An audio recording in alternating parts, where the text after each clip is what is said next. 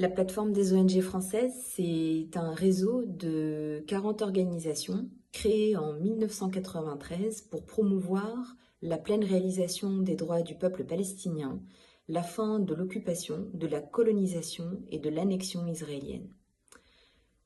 Nous portons les voix de ces 40 organisations pour une compréhension claire, factuelle et juridique de la situation à des acteurs clés qui trop souvent reçoivent des informations trompeuses, tronquées ou déformées.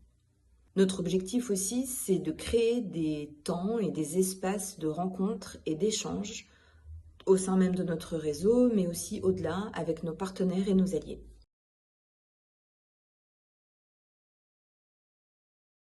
La vie d'une Palestinienne ou la vie d'un Palestinien compte autant que la vie de n'importe quel autre être humain.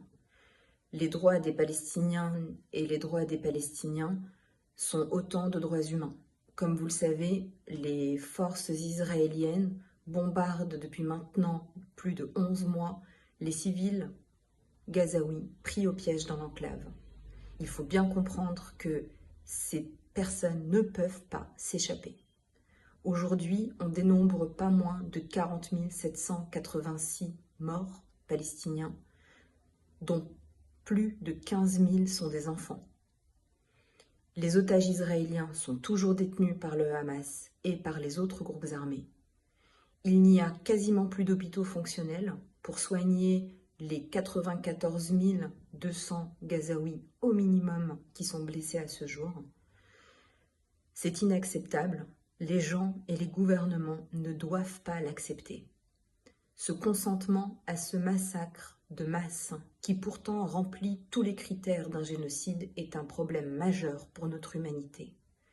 Ce refus ou cette incapacité à rendre possible un cessez-le-feu est inacceptable. La colonisation et l'apartheid sont inacceptables partout dans le monde. Pourquoi est-ce que le monde accepte-t-il que le gouvernement israélien continue d'agresser impunément le peuple palestinien ?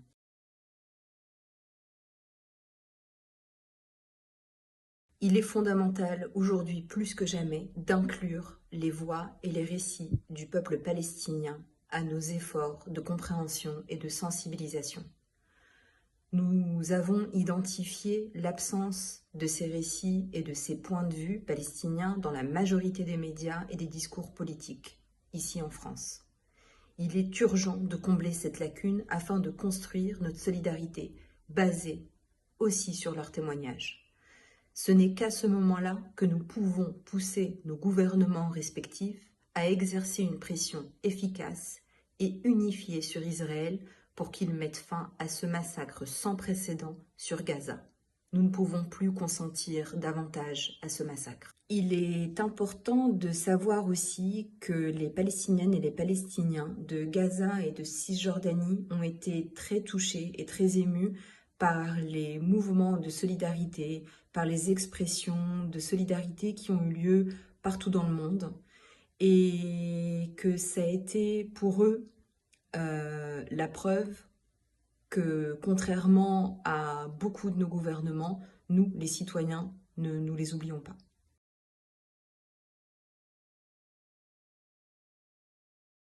Oui, dernièrement, des attaques sévères ont été menées contre des organisations ou des personnes ou des personnalités qui ont exprimé une solidarité envers le peuple palestinien ou qui ont appelé à un cessez-le-feu immédiat et durable. C'est certain que ces attaques ont montré qu'il était de plus en plus difficile en France d'alerter sur cette horreur en cours à Gaza ou sur les violences qui sont commises en Cisjordanie.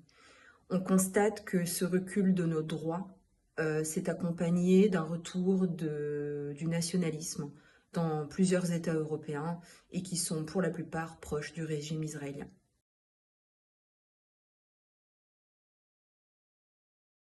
Je suis inspirée par la force de vie du peuple palestinien qui ont vécu pendant plus de 76 ans sous le joug colonial et d'apartheid du régime israélien.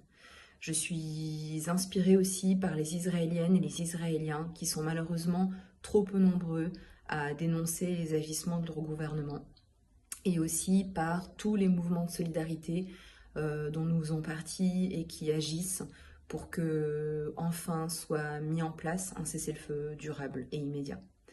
Je m'inspire également de la demande du procureur de la Cour pénale internationale qui a donc demandé l'émission des mandats d'arrêt à l'encontre des dirigeants israéliens et du Hamas, mais aussi par les avis juridiques historiques de la Cour internationale de justice en juillet dernier, qui a notamment conclu qu'Israël devait mettre fin à son occupation illégale dans les plus brefs délais, et qui a également reconnu la ségrégation raciale et l'apartheid israélien.